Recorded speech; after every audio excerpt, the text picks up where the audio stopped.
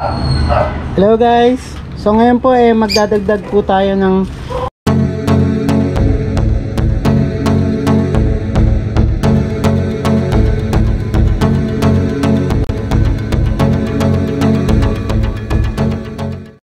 Good day guys! So it's me, Onion Bay TV.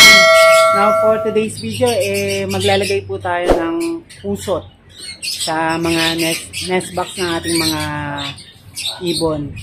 So stick around and watch this video. Okay? A few moments later. Hello guys! So ngayon po magdadagdag po tayo ng mga nesting materials like ito po yung pusot. So ito po, shoutout po kay Lord ng Taytay sa kaibon natin, sa kanya po galing to. So thank you po sa pag-deliver kay Lord po ng Taytay. Yan po, kaibon po natin yan. So maganda po yung quality ng pusot na galing po sa kanya. Ayan, so idadagdag po natin tong pusot sa mga nest box na walang pusot o ubos na yung pusot. So yun po yung pusot pandagdag po na nesting material doon sa paggawa nila ng nest para maganda po yung paglalagyan ng itlog nila. Gustong gusto po ng ibon yan pag namaganyan. Saka maganda rin po ito sa mga painakay, no? Pagka napisa na po yung mga itlog nila, so pag maganda po yung nesting material hindi po siya magkakaroon ng sprayed legs o yung bisaklat, yung sinasabi nilang bisaklat, kasi po maganda po yung galaw ng paa nila, kumbaga na nakokontrol po nung pusot sa yung nesting material. So mapapansin nyo pagka walang nesting material yung nest box mapipisa yung itlog, kaya lang pag napisa yung inakay malaki ang possibility na magkakaroon siya ng straight legs o yung bisaklat na paa ng mga inakay nila. So yan po, nilalagyan po natin to ng pusot para po gumanda po yung nesting material nila. Okay, so lalagyan po natin yung nest box ng pusot. Yung mga ilang dakot lang para beddings po. Gusto nila dito beddings din sa mga kaibon natin dyan. Para maganda po yung paglalagyan ng itlog nila, yung beddings.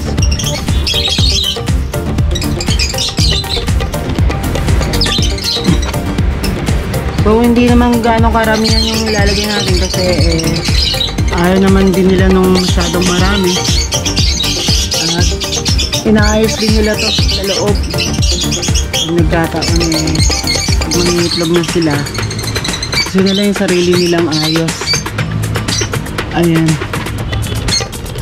so kahit ayusin mo siya ng maayos gagalawin din nila to ayusin nila ng sa gusto nilang ayos. Yan po yung napansin ko sa mga ibon.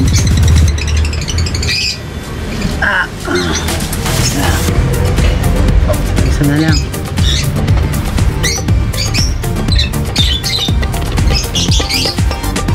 Yan, kahit mga ganyang karami lang, tapos susuportahan na ng yan, ang malunggay. Okay? So ayan, mapapansin nyo kasi yung ibang mga nest box wala na halos puso. Kasi po nililinis ko po yan kasi yung iba pong old nesting materials pangit na po ang quality, saka nagaano na po, madumi. So hindi maganda po yun pag nangitlog sila. Kumbaga lalo na pag nakadalawang clutch na yung breeder natin, so pangit na po yung quality ng mga beddings nila. Kaya ayun, papalitan natin yung ano nila. Ito yung beddings ng nest box nila para po naglagyan nila ng ano, itlog. So iba't ibang karakter din yung mga ano natin, mga breeder. Merong iba gusto yung nest nila mismo is gawa sa malunggay, yung mga dahon ng yung pinispis na tangkay ng malunggay. Iba naman gusto walang ganun. Iba po yung mga ano nila, ugali, radio pagdating sa ganito. So yun po.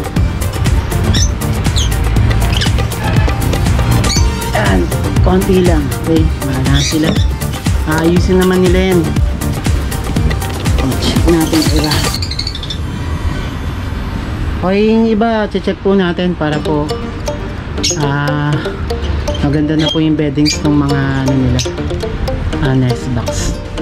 Okay, so next week ay check natin tong aviary uli, kasi ayokong buksan to lagi-lagi kasi may stress yung mga ibon. So minsanan ko lang po sila buksan pagka yun, titignan ko kung may itlog o wala. Yan, pag lagi po kasi binubuksan ay stress ko sila, naiinis po. So may tendency po na hindi sila mag-itlog, ganun. Okay, tatampuhin po itong mga tayo.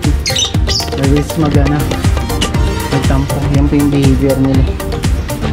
Okay, lagyan ko lang po muna yung iba. Okay, A few moments later. so ayan, nalagyan na po natin sila ng kusot, yung each na mga nest box.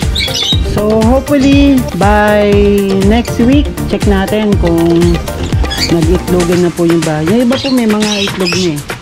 So dinagdagan na lang natin yung mga beddings nila, yung mga nesting material para maganda po yung pagkakalagay ng mga itlog nila.